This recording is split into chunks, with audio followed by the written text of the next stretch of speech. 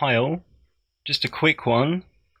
So, New Age and UFO galactic portal aliens and time travel cosmic disclosure guru, David Wilcock, the spiritual truth master of California, has put his hat into the flat earth arena.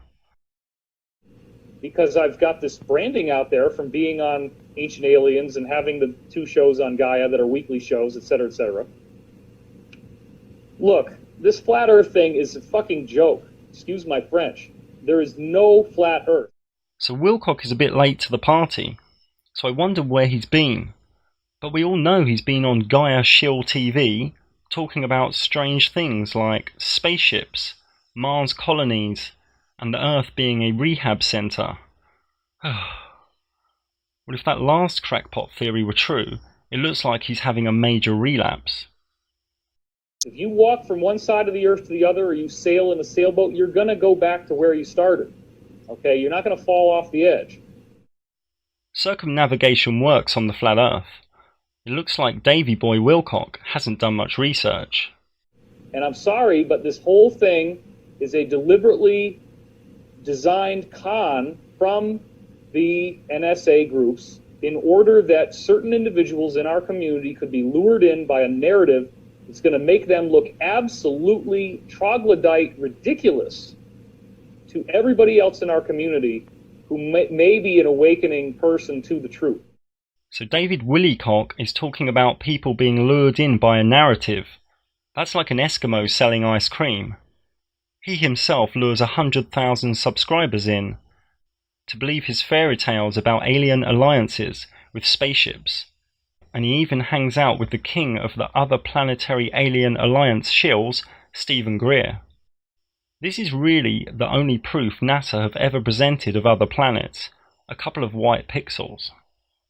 Rejected flat Earth to believe in aliens and space, believes in places he's never been, rejects where he is. Look, we can go all the way back to Aristarchus and his simple depictions of the roundness of the Earth using, stuff like a sextant. Aristarchus of Samos hypothesized heliocentrism. He theorized that the stars were fixed, and that the sun remained unmoved, and that the Earth revolved around the sun. It was a theory.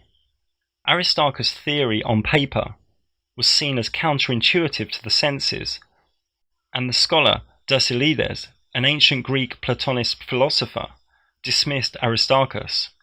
He saw this theory on the Earth's movement around the sun as, quote, being contrary to the theories of mathematicians, unquote. A sextant is a tool that was used really for navigation by measuring the angular distances between 2 visible things. Coming from a ball perspective, it is said to have made the sun seem various millions of miles away if one sees the sun as 1.4 kilometers in diameter. From a flat Earth perspective, it can make the sun appear as 700 miles away, and with other results 3,000 miles away. But it is very difficult to achieve distance accuracy in these types of experiments. Angle accuracy, yes, but if the size of the object is not known, it is hard to get an accurate distance or altitude reading. It is said by some that the sun's altitude result is not fixed, that it depends upon where and when one measures it with a sextant. A sextant, however, for all its uses, cannot prove the myths and fairy tales of spinning spheres in a vacuum, nor can it create CGI graphics. We know David Wilcock has much invested into heliocentrism, but let's hear more. I'd be delighted to hear more about this theoretical globe. And simple rods in the ground. Rods in the ground prove shade and angles of shade. This is fine on the flat Earth. The flat Earth does have shade and angles of shade as the sun comes, passes overhead, and goes.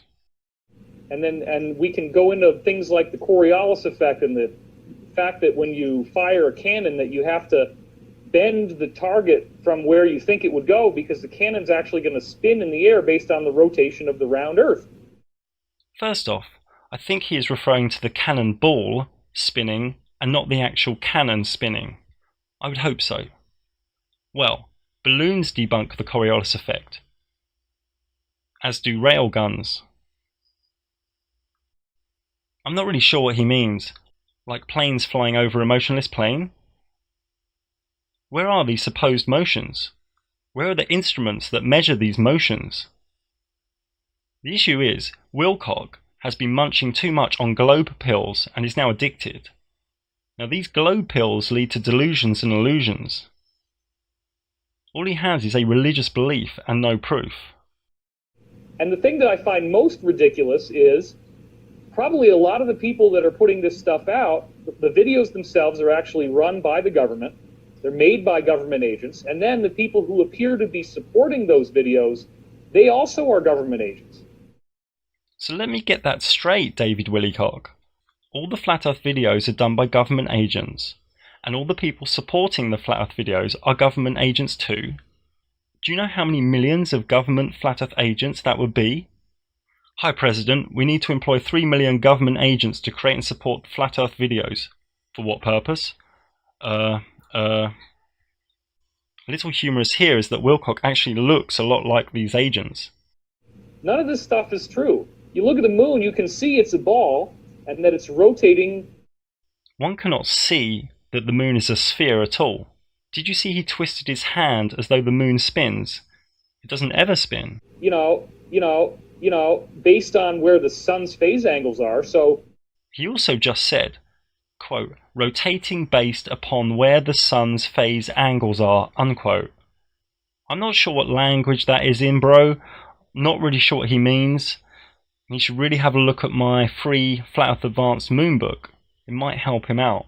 For God's sake, don't get sucked into the flat earth nonsense. It's just a joke. Insults and denial don't prove a spinning ball in a vacuum. Insults and denial don't prove bendy water on a spinning ball. David Will B.A. Cock really needs to digest some Flat Earth truth.